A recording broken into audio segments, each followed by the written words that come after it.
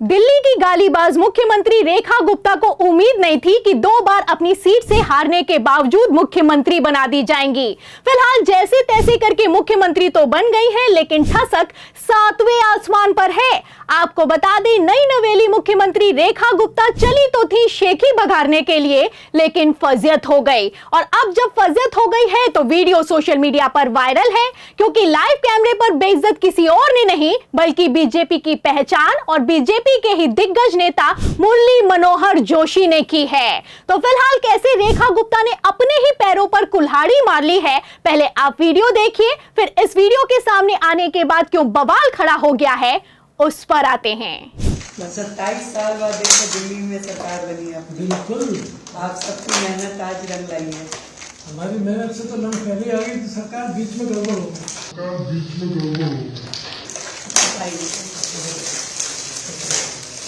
तो सुना आपने, मैडम गई तो थी आशीर्वाद लेने के लिए, लेकिन तेवर दिखाने लगी।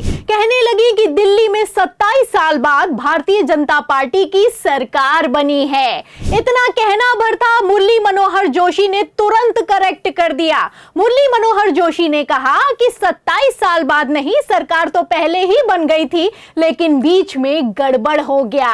आप देख सकते हैं कि किस तरीके से मुरली मनोहर जोशी ने कमान संभाली है। और दूसरी तरफ मुरली मनोहर जोशी का इतना कहना भर था, सीएम रेखा गुप्ता का चेहरा उतर गया है।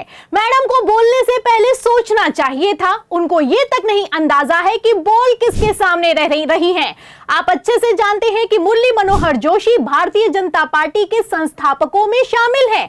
गृह मंत्री से लेकर सांसद रह चुके हैं, पद्म विभूषित हैं। ऐसे हालातों में संभल कर बोलना चाहिए। आपको बता दें, रेखा गुप्ता ने कहा कि आपकी मेहनत आज रंग लाई है और दिल्ली में भारतीय जनता पार्टी ने वापसी की है। इसी पर मुरली मनोहर जोशी बोले कि ऐसा नहीं है, हम पहले ही आ गए थे। फिलहाल जो मुरली मनोहर जोशी कह रहे हैं वो बिल्कुल सही है। आप अच्छे से जानते हैं कि 1993 में ही दिल्ली में भारतीय जनता पार्टी की 49 सीटों के साथ पूर्ण बहुमत की सरकार बन गई थी। आपको पता है कि पहले भारतीय जनता पार्टी 1993 में आई, उसके बाद 2013 तक कांग्रेस का कब्जा रहा, फिर 10 सालों तक आम आदमी पार्टी ने दिल्ली पर राज किया और अब भारतीय जनता पार्टी 2025 का विधानसभा चुनाव जीती है।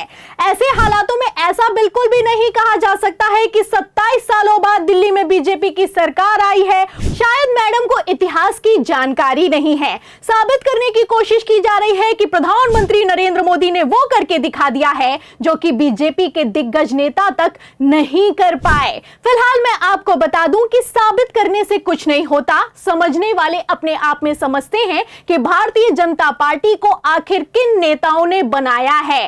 मुरली मनोहर जोशी बीजेपी को भी बनाया है और तो और राम मंदिर को भी बनवाया है, जिसे प्रधानमंत्री नरेंद्र मोदी अपनी सबसे बड़ी उपलब्धि बताते हैं। और क्रेडिट लेने की तो होड़ इतनी ज्यादा मची हुई है कि आडवाणी से लेकर मुरली मनोहर जोशी तक को राम मंदिर के उद्घाटन समारोह में शामिल तक नहीं होने दिया गया। पहले तो नाटक किया गया कि हमने तो आमंत्रण दे दिया है, फिर उसके बाद बीजेपी के ही नेताओं ने उनके आने पर रोक लगा दी। और ये कोई हवाई बात नहीं है। आप नहीं जानते हैं तो मैं खबर भी दिखा देती हूं। बीबीसी की खबर आप देख भी सकते हैं। इसमें साफ लिखा हुआ है कि राम मंदिर ट्रस्ट के महासचिव चंपत राय ने मीडिया से कहा कि दोनों नेता परिवार के बड़े हैं और उनकी उम्र को देखते हुए उनसे समारोह में न आने के लिए कहा गया है, जिसे दोनों ने स्वीकार कर लिया है। आप देख सकते हैं, मुरली मनोहर जोशी और आडवाणी इस समारोह में आना चाहते थे, वो अड़ गए थे, जिद कर रहे थे, लेकिन इन सब के बावजूद चंपत राय ने कह दिया कि आप मत आइए, आपकी तबीयत ठीक नहीं है। बीबीसी की खबर में आगे देखिए, लिखा भी हुआ है कि आडवाणी जी का होना अनिवार्य है, लेकिन हम ये भी कहेंगे कि उनसे वह न आए। डॉक्टर जोशी से भी मेरी सीधी बात हुई है, मैं यही कहता रहा हूं कि आप मत आइए, और वह जिद करते रहे कि वो आएंगे। मैं बार बार कहता रहा कि आपकी आयु अधिक है, सर्दी है और आपने घुटने भी बदलवाए हैं। आप देख सकते हैं, उनको आना है या फिर कि नहीं आना है, उनको डिसाइड करने दीजिए। आप कौन होते हैं बताने वाले कि वो आएंगे या फिर कि नहीं आएंगे? अरे राम मंदिर का बनना उनका सपना है, वो आएंगे और क्यों नहीं आएंगे, सवाल खड़ा होता है।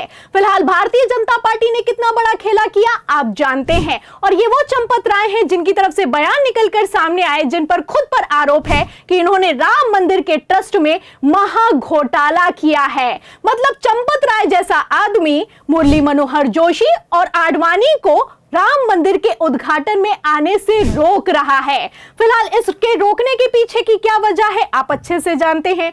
अगर मुरली मनोहर जोशी और आडवाणी राम मंदिर के उद्घाटन में आ जाते तो जाहिर सी बात है कि प्रधानमंत्री नरेंद्र मोदी का कैमरा स्पेस चला जाता, और स्पेस को कवर करने की होड़ तो इतनी मची हुई थी कि राष्ट्रपति तक को राम मंदिर के उद्घाटन समारोह में इनवाइट नहीं किया गया। फिलहाल खेला कैसे तगड़े से किया गया आप अच्छे से जानते हैं। एक तरफ नरेंद्र मोदी प्रधानमंत्री बने, वहीं दूसरी तरफ मुरली मनोहर जोशी से लेकर आडवाणी तक को 75 का बताकर रिटायर कर दिया गया। वैसे किसी ने सही ही कहा है कि जो बोएगा वही पाएगा। अब ऐसे हालातों में सवाल तो इस बात को लेकर खड़ा होता है कि जब इस साल 17 सितंबर को प्रधानमंत्री नरेंद्र मोदी भी 75 के हो जाएंगे तो क्या वो भी राजनीति से रिटायरमेंट लेंगे?